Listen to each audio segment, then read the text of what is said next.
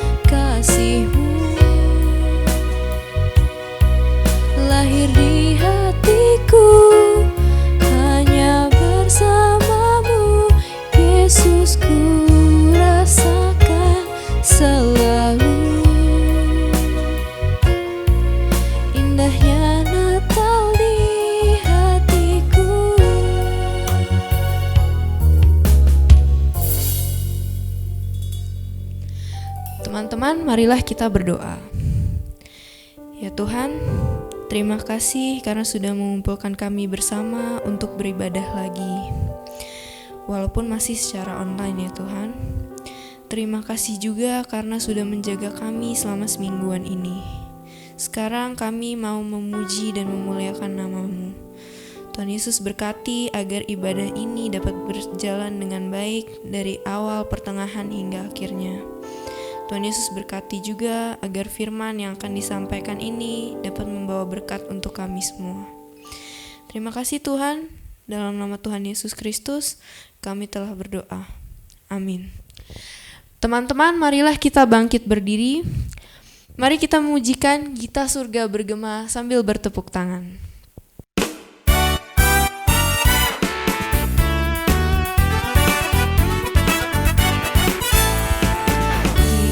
Surga bergema, lahir Raja mulia, damai dan sejahtera turun dalam dunia. Bangsa-bangsa bangkitlah dan bersorak.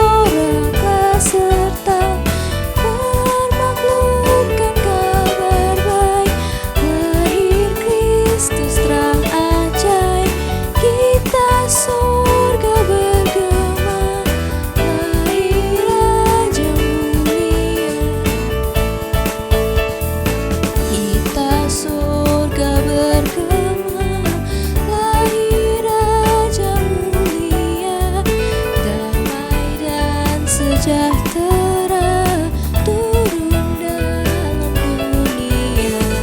Bangsa-bangsa bangkitlah dan bersoraklah serta bermaklumkan kabar baik. Lahir Kristus terang ajaib, kita surga bergema. Lahir Raja mulia.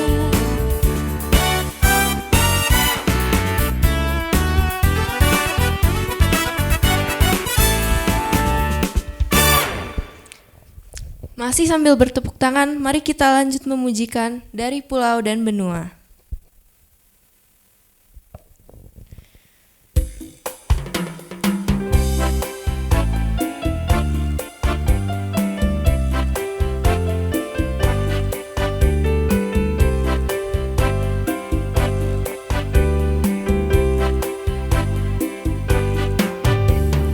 Dari pulau dan benua terdengar selalu terus lagu pujian semua bagi nama penebus. Gloria,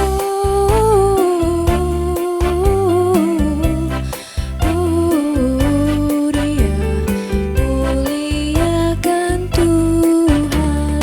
Gloria, muliakan Tuhan.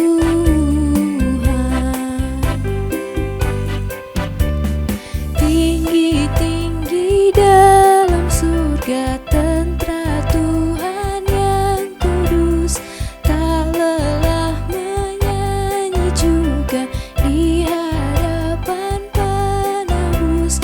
Gloria,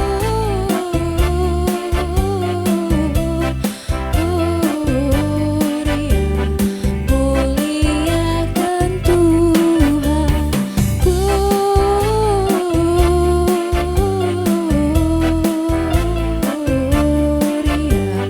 muliakan Tuhan.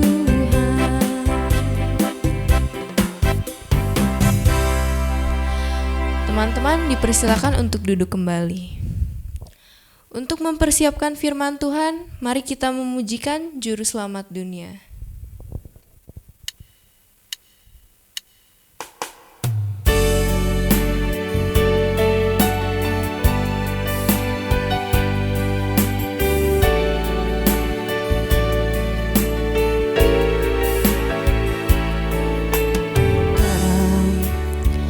Yang ilahi, Raja damai telah lahir, genap rencananya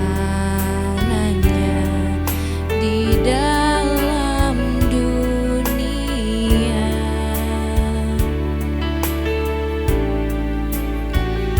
Putra Tunggal Maha Kudus, satu-satunya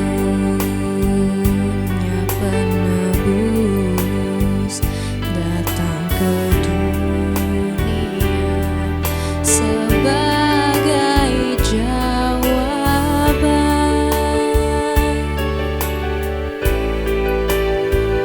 Juru Selamat dunia, Kristus Tuhan, Dia firman yang jadi manusia, bawa pengharapan bagi kita. Terima kehidupan yang kekal. Juru Selamat dunia, Kristus Tuhan, Dia firman yang jadi manusia, bawa pengharapan bagi kita. Terima kehidupan yang kekal. Terima kehidupan yang kekal. Terima kehidupan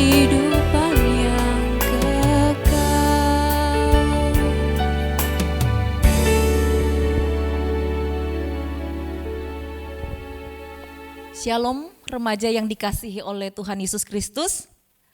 Minggu ini kita memasuki minggu Advent terakhir, minggu Advent keempat sebelum kita masuk di dalam Natal ya tanggal 25 Desember.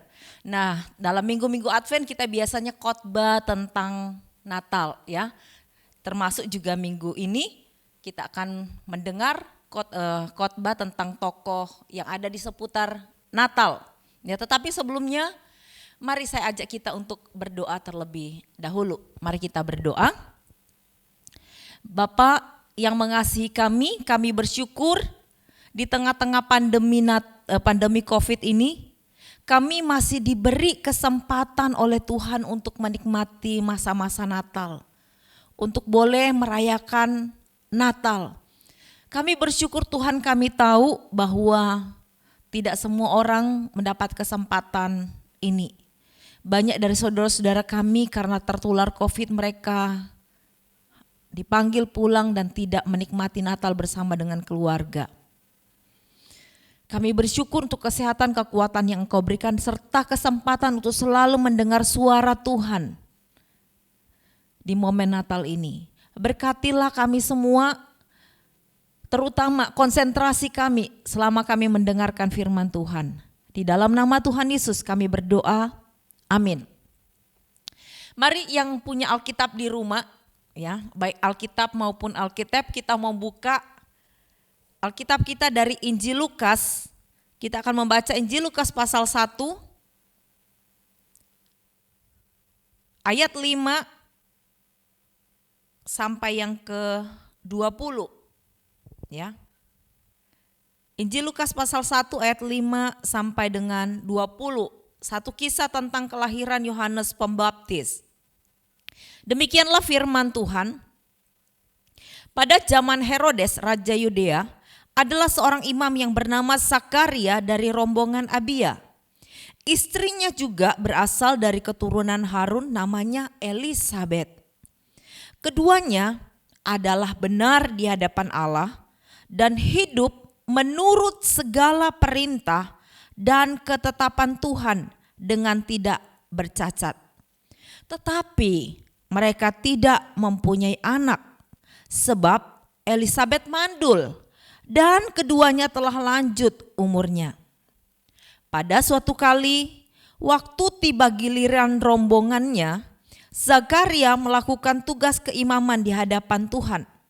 Sebab ketika diundi sebagaimana lazimnya untuk menentukan imam yang bertugas, dialah yang ditunjuk untuk masuk ke dalam bait suci dan membakar ukupan di situ.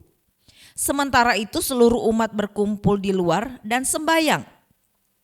Waktu itu adalah waktu pembakaran ukupan. Maka tampaklah kepada Zakaria seorang malaikat Tuhan berdiri di sebelah kanan mezbah pembakaran ukupan. Melihat hal itu ia terkejut dan menjadi takut. Tetapi malaikat itu berkata kepadanya, "Jangan takut hai Zakaria, sebab doamu telah dikabulkan. Dan Elisabet istrimu akan melahirkan seorang anak laki-laki bagimu. Dan haruslah engkau menamai dia Yohanes. Engkau akan bersuka cita dan bergembira. Dan banyak orang akan bersuka cita atas kelahirannya itu. Sebab ia akan besar di hadapan Tuhan. Dan ia tidak akan minum anggur atau minuman keras. Dan ia akan penuh dengan Roh Kudus mulai dari rahim ibunya. Ia akan membuat banyak orang Israel berbalik kepada Tuhan Allah mereka. Dan ia akan berjalan mendahului Tuhan dalam roh dan kuasa Elia untuk membuat hati bapak-bapak berbalik kepada anak-anaknya dan hati orang-orang durhaka kepada pikiran orang-orang benar.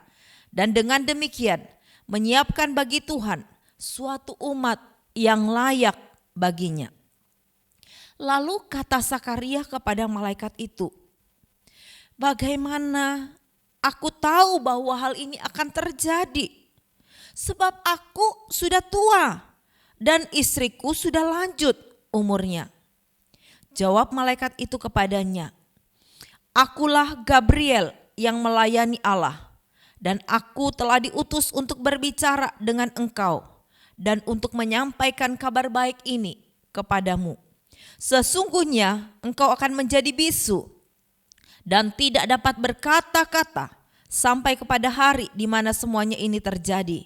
Karena engkau tidak percaya akan perkataanku yang akan nyata kebenarannya pada waktunya. Demikian jawab pembacaan firman Tuhan. Remaja yang dikasihi dan mengasihi Tuhan, kalau saya boleh bertanya, silakan menjawab dari tempat Anda masing-masing. Kira-kira siapakah orang yang pertama menerima berkat Natal? Mungkin ada sebagian dari kita berkata Maria, ada yang berkata Yusuf, ada yang berkata tentu saja para gembala, atau ada yang bilang orang Majus. Tetapi kalau kita mau melihat dari urut-urutan kisah Natal, maka kita dapat berkata bahwa sebenarnya orang pertama yang menerima berkat Natal adalah Zakaria dan Elisabet. Loh, kok bisa? Ya, karena mereka menerima anugerah yang berkaitan dengan kelahiran Yesus Kristus. Zakaria dan Elisabet adalah sepasang suami istri yang Alkitab kita tadi bilang mereka mengasihi Tuhan.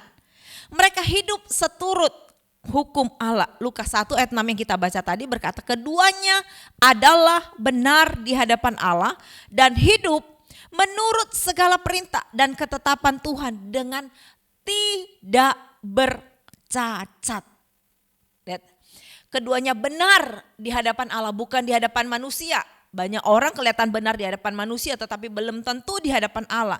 Tetapi Zakaria dan Elisabet benar di hadapan Allah dan hidup menurut segala perintah dan ketetapan dengan tidak bercacat. Berarti apa? Mereka hidup dengan saleh, suci, benar, ya, mengikuti persis apa yang diperintahkan oleh Tuhan, tidak menyimpang ke kiri, tidak menyimpang ke kanan, benar-benar taat menurut apa yang Tuhan perintahkan. Dan kalau dikatakan di hadapan Tuhan hidup mereka oke, sangat oke. Tetapi kalau kita membaca cerita ini sepertinya ada yang tidak cocok dengan sebutan hidup benar dan tak bercacat di hadapan Tuhan. Ada yang tidak, loh apanya yang tidak cocok? Yang tidak cocoknya adalah pernyataan selanjutnya bahwa keduanya tidak punya anak dan Elisabet mandul. Apa hubungannya antara Elisabet mandul, mereka tidak punya anak dengan hidup benar di hadapan Allah? Anak-anak remaja dikasih Tuhan, kalau zaman sekarang kita mungkin tidak bisa membayangkan, ya tidak ada hubungannya toh hidup benar di hadapan Tuhan. Tidak punya anak itu dua hal yang tidak berkaitan. Memang seharusnya begitu, tetapi bagi orang-orang pada zaman itu, masalah itu menjadi masalah besar. Kenapa?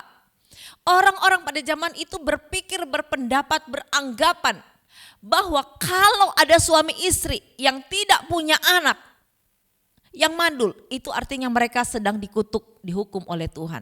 Mereka adalah orang-orang yang pasti melakukan sesuatu dosa sehingga Tuhan tidak berkenan kepada mereka, sehingga Tuhan menutup kandungan istri. Dan Tuhan tidak mengaruniakan mereka anak. Dan bagi mereka walaupun Zakaria dan Elisabet melayani Tuhan, mengasihi Tuhan, mereka lihat, tetapi bagi di pandangan orang zaman itu tetaplah Elisabet dan Zakaria adalah orang-orang yang dihukum oleh Tuhan. Mereka adalah orang-orang yang mendapat kutuk dari Tuhan. Kenapa? Karena mereka tidak punya anak. Jadi di hadapan Tuhan mereka oke. Tetapi di hadapan manusia mereka adalah orang-orang mendapat cap orang-orang yang dihukum oleh Tuhan.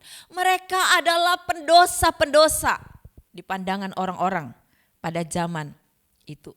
Dan kondisi ini menjadi beban, menjadi aib, ya, sesuatu yang memalukan yang harus ditanggung oleh Elisabet dan Zakaria pada waktu itu. Dan apalagi Alkitab mencatat kondisinya waktu itu mereka sudah tua, sudah lanjut. Elisabet sudah mati haid, sehingga kemungkinan mereka untuk memiliki anak mungkin itu 0%. Tidak ada kemungkinan lagi. Kenapa? Sudah tidak haid, sudah lanjut usia, sangat tidak memungkinkan. Dan berarti mereka akan menanggung aib itu sampai seumur hidup mereka, bahkan sampai mati mereka akan membawa cap orang yang dihukum oleh Tuhan. Pendosa, menanggung malu seumur hidup. Ini sungguh-sungguh sesuatu yang di luar kemampuan mereka. Mereka tidak berdosa, tetapi harus menanggung tuduhan sebagai orang berdosa. Dan ini membuat mereka menderita. Coba kita bayangkan kalau kita ada di posisi mereka. Ya. Bayangkan kalau kita tidak pernah nyontek di kelas, terus tiba-tiba dituduh menyontek. Atau kita tidak mengambil, mencuri barang seorang teman, tapi kita dicuri. Tapi kita tidak punya kesempatan dan tidak bisa membela diri. Entah karena keselip mungkin barang itu lalu ada di dekat kita, lalu kita dituduh. Dan kita tidak bisa membela diri, kenapa? Karena barang itu ada di dekat kita. Dan kita mungkin akan membawa beban itu sampai kita lulus dari kuliah itu atau sampai kita selesai di sekolah kita akan membawa cap pencuri. Padahal kita tidak pernah melakukannya. Dan itu akan menjadi cap bagi kita. Dan itu menyedihkan, memalukan. Saya ingat saya mengalami sekali waktu, tiba-tiba saya waktu sedang ada di gereja duduk, lalu ada yang menelpon saya. Ya, seorang hamba Tuhan lain yang membawahi yang memimpin sebuah organisasi Kristen yang punya anak buah, mereka sering datang termasuk melayani beribadah bersama-sama persekutuan di Tenggilis di gereja saya. Ya, mereka menelpon lalu hamba Tuhan ini bilang begini, karena cukup dekat dan dia kenal dekat dengan saya, dia bilang begini, Heni, saya mau tanya, kamu ngomong apa tentang organisasi yang kami pimpin? Loh, saya bingung, saya ngomong apa? Saya tidak merasa mengomong apa-apa. Loh, salah seorang anggota kami mendengar katanya kamu menjelek-jelekkan di dalam satu kebaktian yang kamu pimpin, kamu menjelek-jelekkan tentang organisasi kami.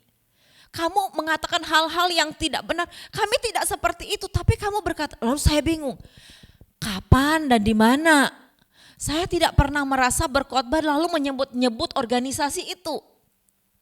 Lalu saya bilang, boleh saya tahu, emangnya saya ngomong apa dan saya ngomong di mana? Lalu dia bilang, kata anggota kami waktu itu kamu berkhotbah di gereja ini loh dan dia mendengar. Saya berkata, tunggu sebentar. Saya berkhotbah di gereja itu kapan? Lalu dia menyebutkan sebuah tanggal. Terus saya bilang, sebentar ya, kebetulan saya bawa agenda saya yang tulis jadwal-jadwal pelayanan. Lalu saya buka, saya bilang gini, maaf, saya tidak berkhotbah di gereja itu pada tanggal itu. Saya pernah berkhotbah di gereja itu tapi tanggalnya jauh lama sebelumnya, setahun sebelumnya. Kalau Anda tidak percaya, saya bilang tanya kepada Ibu Gembala dan ada seorang hamba Tuhan, saya sebutkan namanya, yang mendengar khotbah saya pada waktu itu. Silahkan cek. Ya. Tetapi saya sudah terlanjur dituduh sebagai pencemaran nama baik, membawa pencemaran nama baik. Dan dikatakan bahkan mereka sudah mengata-ngatai saya dan berkata, saya ini, hamba Tuhan itu bilang gini, saya itu sudah menenangkan anggota, mereka mau datang ke rumahmu untuk digerebek, untuk dimarah-marahin, untuk ditegur. Kok ada hamba Tuhan? Saya bilang, saya garuk-garuk, saya salah apa, saya gak ngomong, coba cek dulu. Ya, saya bilang gitu. Benar-benar kamu gak ngomong? Enggak. Kenapa saya harus mengada-ada? Silahkan saya bilang tanya kepada Ibu Gembala yang sudah saya sebutkan tadi. Benar apa tidak? Lalu saya sudah berpikir ini organisasi yang membawahi beberapa gereja, banyak gereja-gereja Injil ya di itu. Saya pikir waktu itu saya sudah dituduh kalau saya pergi berkhotbah gereja itu mana bisa, mereka pasti sudah bilang itu loh hamba Tuhan yang itu jadi beban berat loh. Saya mau berkhotbah nanti dibilang, wah itu hamba Tuhan yang jelek-jelekkan ini yo. Saya benar-benar waktu itu ketika mau pelayanan di salah satu gereja yang berafiliasi dengan organisasi itu, rasanya enggak pede banget. Walaupun mereka enggak ngomong, saya merasa seakan-akan dituding gitu ya. Tapi puji Tuhan itu tidak berlangsung lama, cuma ada sekitar berapa minggu. Kemudian hamba Tuhan itu telepon lagi kepada saya. Saya pikir, waduh, gimana nih ya hasilnya? Lalu dia bilang begini, kami minta maaf, ternyata orang itu salah inget orang. bukan kamu yang ngomong. Dan walaupun dia ngomong tentang organisasi itu pun tidak menjelek-jelekan, konteksnya tidak begitu. Mungkin waktu dengar itu lagi ngantuk gitu ya. Saya berpikir begini, oh ya, berpikir positif aja. Mungkin namaku ada di hati orang itu sehingga itu yang tapi itu yang sudah cukup jadi beban berbulan-bulan. Dan saya berpikir itu untuk menghapus itu yang sudah terlanjur keluar dan beredar sangat sulit untuk menghapus ya. Seperti kita menebarkan kapas yang sudah diterbangkan angin terus kita kumpulin satu-satu ya. Nama baik saya mungkin sudah terlanjur tercemar di beberapa orang. Dan untuk mengubah image itu mungkin tidak gampang, membutuhkan waktu yang lama ya. Saya membayangkan itu yang terjadi kepada Zakaria dan Elisabet. Mereka tidak berdosa, tidak melakukan dosa, bukan kesalahan mereka. Kalau mereka itu di luar kemampuan mereka, siapa yang bisa membuat? Zakaria tidak memiliki kemampuan untuk membuat Elisabet menjadi hamil. Itu di luar kemampuan dan kesanggupan mereka. Tetapi itu yang terjadi. Apa yang terjadi kepada Zakaria dan Elisabet mau menunjukkan apa kepada kita? Bahwa bukan berarti kalau kita jadi orang percaya yang cinta Tuhan, melayani Tuhan sungguh-sungguh lalu kita berarti bebas masalah. Itu berarti kita tidak akan tertimpa persoalan. Enggak, Alkitab menunjukkan banyak orang-orang percaya yang takut akan Tuhan, yang hidup mengasihi Tuhan, yang benar-benar berjuang bagi Tuhan pun mengalami banyak masalah. Nonsens, sangat omong kosong kalau kita mendengar khotbah-khotbah dari hamba-hamba Tuhan tertentu berkata bahwa kalau kamu cinta Tuhan, Tuhan akan melancarkan segala jalanmu, Tuhan akan membereskan segala masalahmu. Ya memang Tuhan, tapi bukan berarti kita imun dari masalah. Segala omong kosong yang seperti itu bahwa berkata bahwa kalau kita jadi anak Tuhan lalu jalan kita akan lancar. Jalan tol aja macet ya, apalagi hidup kita orang percaya. Jadi jangan percaya kalau ada bilang kita kalau jadi anak Tuhan yang sungguh-sungguh lalu hidup kita enak terus. Mujizat terjadi terus, enggak. Tuhan mengizinkan kita pun mengalami masalah. Tapi ingat juga kalau kita mengalami persoalan ya, kita mengalami masalah kok beruntun. Jangan-jangan ya memang kita harus introspeksi diri, jangan-jangan memang kita ada dosa. Kalau memang ada dosa kita harus minta ampun kepada Tuhan. Tetapi bukan berarti juga kalau kita berdosa lalu itu hukuman. Belum tentu Ayub tidak berdosa tapi mengalami persoalan beruntun. Elisabet dan Zakaria belum tentu kalau kita menderita, banyak kali kita dituding, pasti kamu ada salahnya, pasti kamu berdosa. Memang kita manusia yang berdosa, tapi bukan berarti itu satu hukuman dari Tuhan. Mungkin Tuhan mengizinkan itu untuk sesuatu yang lebih besar seperti yang terjadi kepada Zakaria Elisabet. Tuhan mengizinkan itu terjadi untuk apa? Karena Tuhan ingin membuat sesuatu yang besar melalui hidup mereka. Ya. Anak-anak remaja yang dikasihi Tuhan. Ya. Tahukah kalian nama Zakaria itu artinya dia yang diingat oleh Yehova. Dia yang diingat oleh Tuhan. Tetapi kalau kita melihat yang terjadi kepada Elisabet dan Zakaria itu, sepertinya kita berkata jangan-jangan Tuhan sudah lupa kepada Zakaria. Dan Zakaria mungkin berpikir mungkin Tuhan juga sudah lupa dengan dia. Aku mengasihi Tuhan, aku melayani Tuhan. Dan namanya seakan-akan menjadi apalah arti sebuah namanya gitu ya. Diingat oleh Tuhan tapi masalahnya seakan-akan terlupakan oleh Tuhan. Tapi yang luar biasanya dari Zakaria adalah dia tidak pernah meninggalkan Tuhan. Dia tidak pernah lalu berkata karena Tuhan lupa sama aku ngambek, gak mau pelayanan. Aku tidak mau setia lagi kepada Tuhan, aku tidak mau lagi percaya kepada Tuhan. Bagian ini menyatakan bahwa walaupun mereka harus menanggung malu, dituding sebagai orang-orang yang pendosa di hadapan Tuhan, seakan-akan dilupakan oleh Tuhan. Alkitab mencatat Elisabet dan Zakaria tetap percaya kepada Tuhan. Mereka tetap setia ikut Tuhan, mereka tetap setia melayani Tuhan. Bahkan di nats ini berkata Zakaria bertugas di bait Allah melayani Tuhan. Karena pertanyaannya bagi kita, bagaimana dengan Anda? Apakah ketika kita mengalami banyak masalah, lalu kita akan tetap setia kepada Tuhan? Kita akan tetap melayani Tuhan? Atau jangan-jangan kita hanya setia kalau baik-baik saja? Kalau hidup kita oke-oke saja. Kalau hidup kita aman-aman saja. Bagaimana kalau hidup kita dalam masalah? Bagaimana kalau ada sesuatu yang mengancam seperti pandemi saat ini? Lalu dengan pakai alasan pandemi lalu kita bilang, jangan terlalu, aku takut nanti tertular, aku nanti datang ke gereja melayani, ini banyak alasan. Ya, kita memakai banyak alasan untuk tidak mengikut Tuhan. Saya dengar ada seorang ibu yang karena suaminya diambil oleh Tuhan, lalu karena sedih dia berkata, Tuhan itu tidak baik kepada saya. Tuhan itu jahat. Dia bilang, memang tidak semua. Ya, Tuhan baik tetap memelihara hidup kami, tetapi Tuhan jahat karena ambil suami saya. Apakah kita juga termasuk orang-orang yang begitu?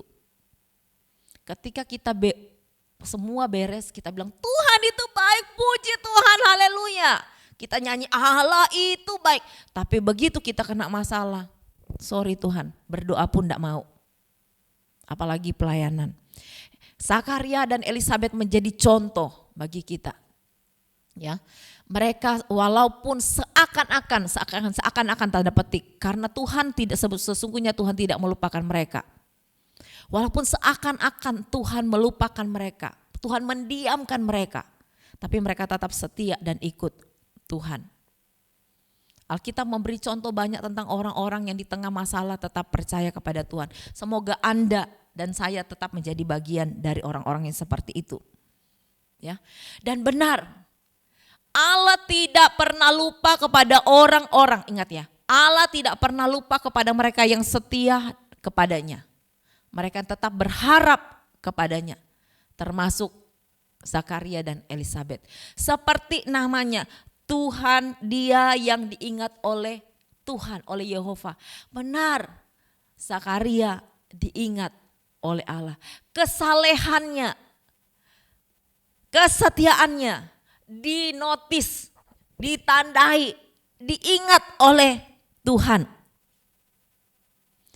Ketika Zakaria sedang melayani di bait Allah, Tuhan berkunjung melawat Zakaria melalui malaikat Gabriel dan berkata, "Hai Zakaria, jangan takut, sebab doamu dikabulkan.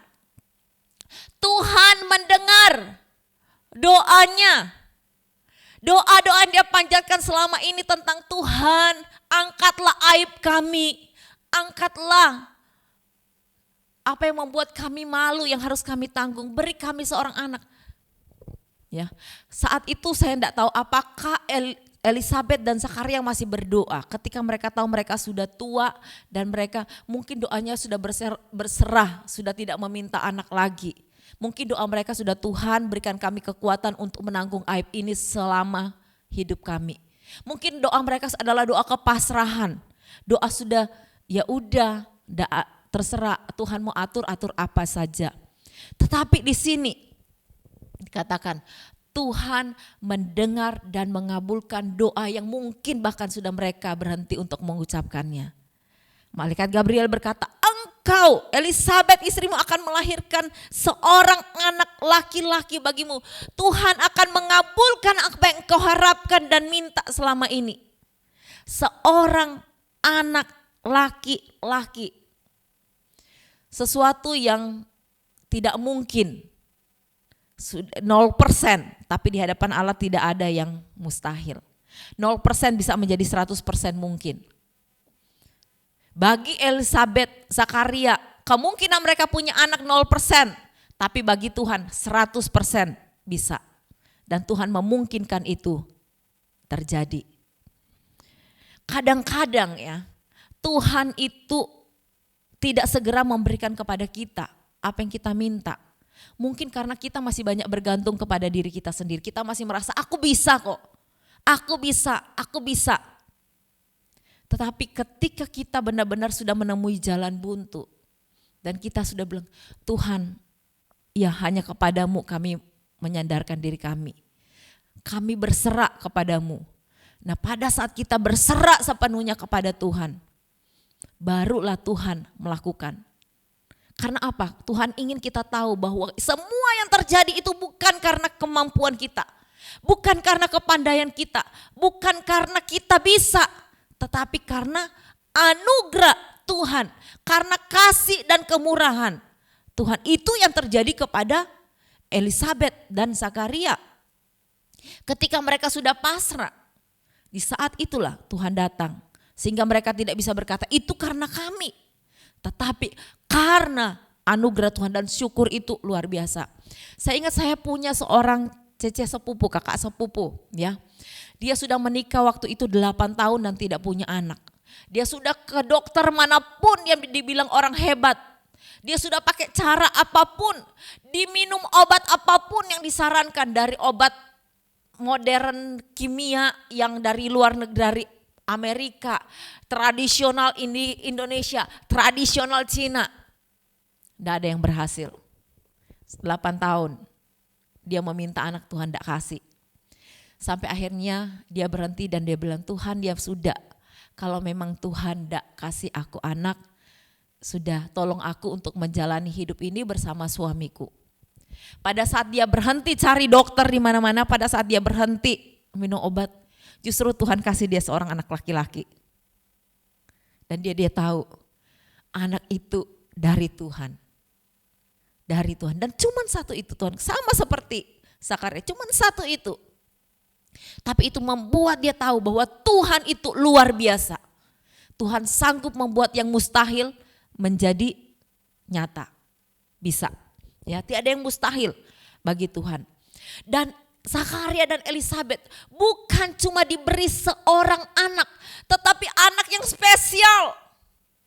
Kenapa? Dikatakan anak ini akan menjadi besar di hadapan Tuhan. Dia akan menjadi seorang nazir Allah, orang yang dipilih, dikhususkan oleh Tuhan. Ia tidak akan minum anggur atau minuman keras, dan dia akan dipenuhi Roh Kudus sejak dari rahim. Bayangkan, sejak dari rahim sudah dipenuhi oleh Roh Kudus.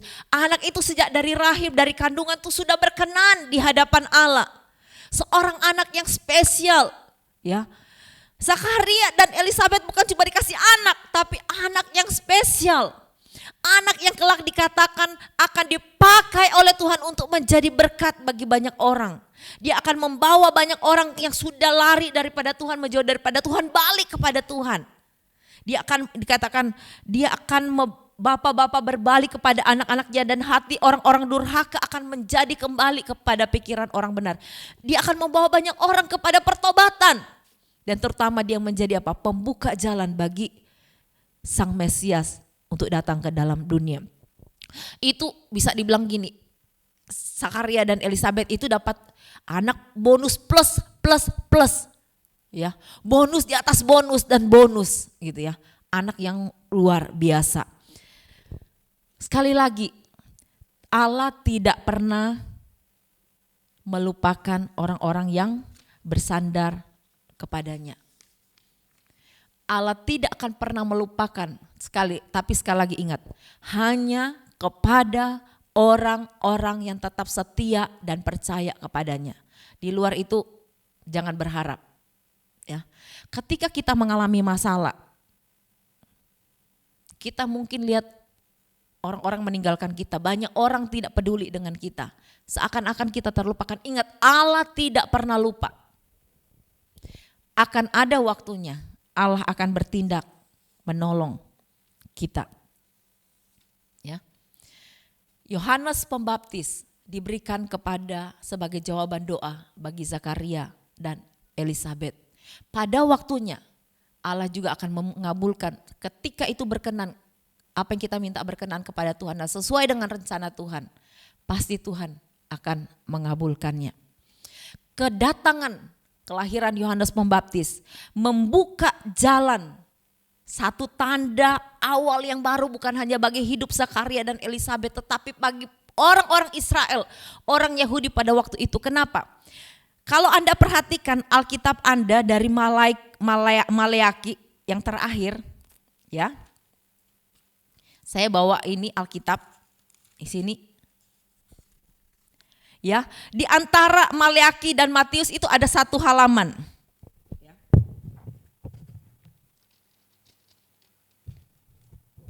Satu kertas kosong. Satu kertas. Tapi tahukah Anda satu kertas yang kosong ini punya nilai yang sangat berarti bagi orang Israel, Yahudi. Kenapa? Satu kertas kosong ini nilainya 400 tahun. Dari zaman Maleaki, nabi terakhir dari perjanjian lama, sampai kepada Yohanes Pembaptis lahir, tidak ada suara kenabian. Senyap Allah tidak pernah membangkitkan seorang nabi dan tidak ada seorang nabi berbicara atas nama Tuhan 400 tahun. Dan Yohanes menjadi nabi yang pertama yang dibangkitkan setelah 400 tahun, membawa kembali suara Allah diperdengarkan kepada orang Israel. Sebuah pemberian yang sangat berharga, bukan hanya bagi Zakaria dan Elisabet, tapi bagi orang-orang Yahudi, orang-orang Israel yang ada pada zaman itu. Yohanes, pembawa suara kebenaran yang hilang. Dan dia adalah pembuka jalan bagi Sang Mesias untuk melawat umatnya yang hidup pada zaman itu, bahkan pada kita sampai sekarang ini. Yohanes dilahirkan di tengah-tengah keluarga Zakaria dan Elisabet dengan satu maksud dan tujuan, untuk dipakai menjadi alat berkat di hadapan. Anak-anak remaja sekalian, kelahiranmu mungkin tidak seheboh Yohanes Pembaptis. Ya, tidak mungkin jalan ceritanya tidak semenarik. Mungkin setiap Anda punya cerita yang menarik. Ketika saya melahirkan anak saya, ada satu cerita yang menarik ya di balik kelahirannya.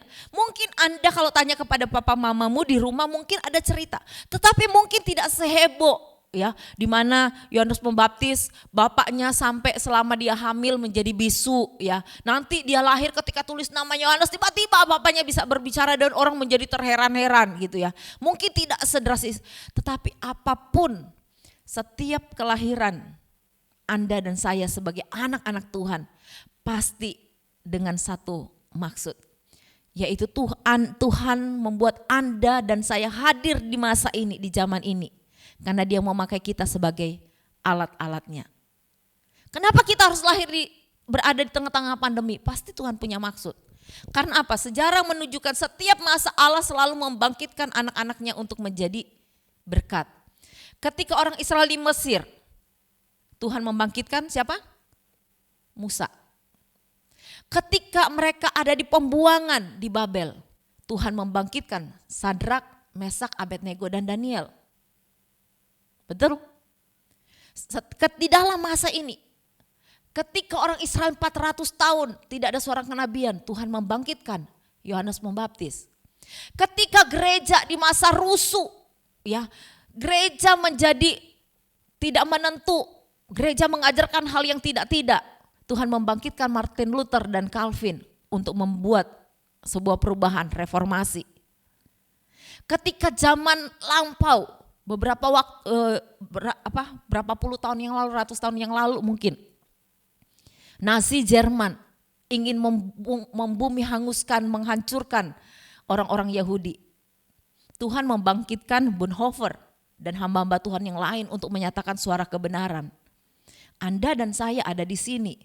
Tuhan mau, apalagi di momen Natal ini, untuk kita menyuarakan suara kebenaran, mewartakan lawatan kasih Allah, bahwa Allah yang Maha Kudus itu datang di tengah-tengah dunia yang berdosa untuk mencari orang berdosa, untuk membawa orang berdosa kembali kepada jalan yang benar, untuk memenangkan. Yesus sudah datang dan dia mengasihi kita yang berdosa. Pakai medsosmu, pakai mulutmu, dengan pakai jarimu, pakai apa saja yang Tuhan berikan padamu untuk menjadi alat di tangan Tuhan. Mewartakan lawatan Tuhan. Tuhan Natal artinya Tuhan datang untuk menemui manusia yang berdosa dan menyelamatkan manusia yang berdosa. Amin. Mari kita berdoa. Bapa di surga, kami tahu sebagai seorang anak kami dilahirkan di tengah-tengah keluarga sama seperti Yohanes Pembaptis. Dan Yohanes Pembaptis lahir di tengah-tengah dunia ini dengan satu panggilan untuk menjadi alat pembuka jalan bagi kedatangan Mesias. Kami tahu kami pun dipanggil, ditaruh di tengah-tengah keluarga yang mencintai Tuhan, yang percaya Tuhan, bukan tanpa maksud. Karena Tuhan ingin kami menyatakan iman kami di tengah-tengah dunia saat ini. Di tengah-tengah ketidakmenentuan pandemi saat ini, di tengah-tengah kekhawatiran manusia-manusia zaman ini, untuk kami membawa iman kami, menyatakan iman kami, menyatakan kasih Allah melalui hidup kami, melalui pemberitaan kami, melalui apa yang kami tulis di medsos kami, melalui apa yang kami nyanyikan, melalui apa yang kami sampaikan dengan bibir mulut kami.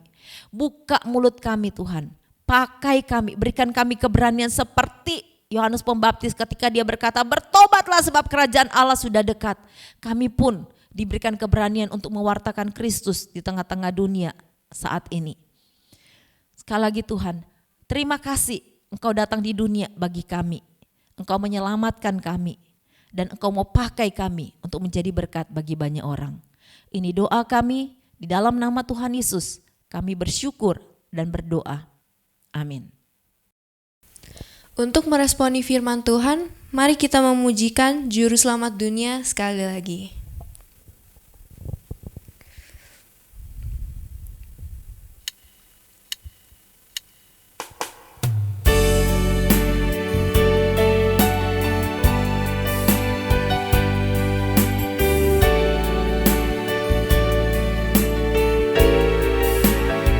dalam terang yang ilahi, Raja damai telah lahir, genap rencananya di dalam dunia.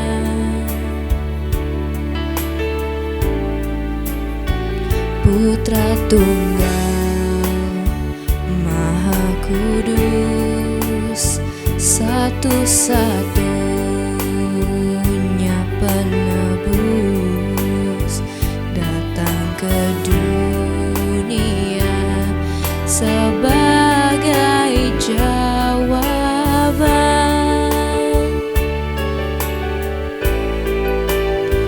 Juru Selamat dunia, Kristus Tuhan, Dia firman yang jadi manusia, bawa pengharapan bagi kita, terima kehidupan yang kekal.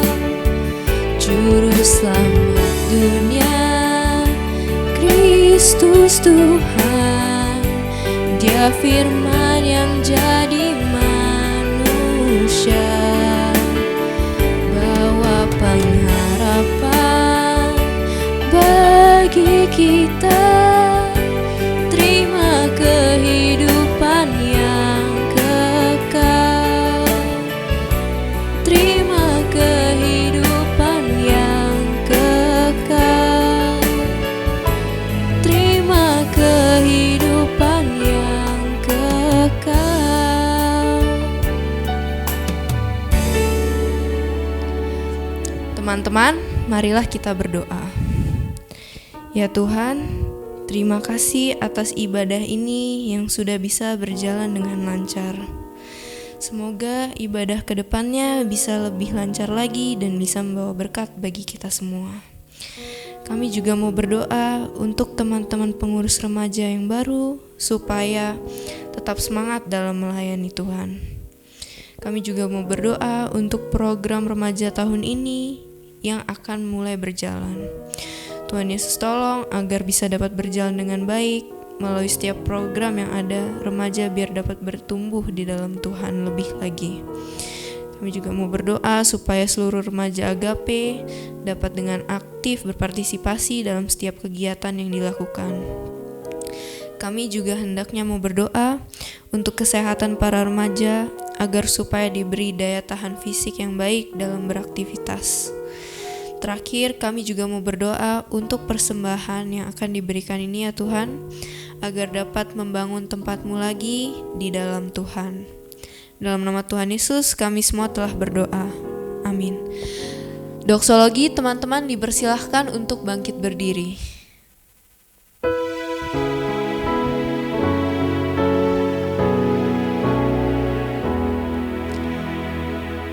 Puji Allah Bapa Putra, puji Allah Roh Kudus,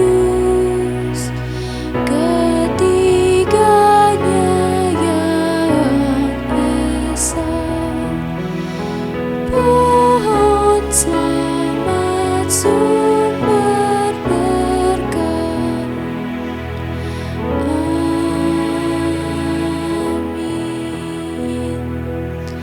Teman-teman dipersilakan untuk duduk kembali. Teman-teman yang terkasih, pulanglah ke dalam kehidupanmu sehari-hari dengan tetap terus mengingat dan melakukan kebenaran firman Tuhan, dan terimalah berkat Tuhan. Tuhan memberkati engkau dan melindungi engkau. Tuhan menyinari engkau dengan wajahnya dan memberi engkau kasih karunia. Tuhan menghadapkan wajahnya kepadamu dan memberi engkau damai sejahtera dari hari ini sampai Maranatha. Amin.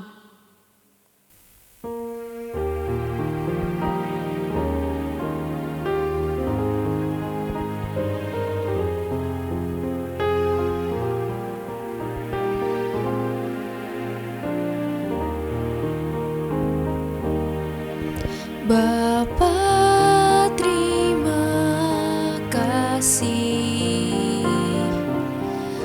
Bapa, terima kasih. Bapa di dalam surga, puji terima kasih.